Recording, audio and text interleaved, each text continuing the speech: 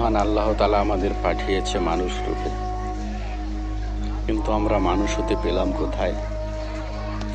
স্বার্থের কারণে, সামান্য স্বার্থের কারণে নিজের আপন মার পেটের ভাই ভাইকে ছাড় দিচ্ছে না। বসত বাড়িতে আগুন লাগিয়ে দিয়েছে, পুরে ছারকার করে দিয়েছে পুরো ঘর বাড়ি। আসলে কি আমরা মানুষ? স্বার্থে যখন আঘাত লাগে, আপনজনকেও আঘাত দিতে আমরা ভুলি না। এখন এই ছোট ছোট বাচ্চা কাচ্চা নিয়ে লোকগুলো থাকবে কোথায়? কিভাবে তাদের দিনকাল যাবে?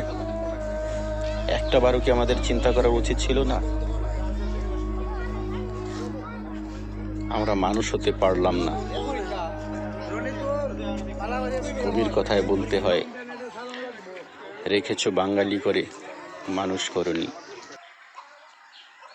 সবকিছু ধ্বংস হয়ে গেল চোখের সামনে।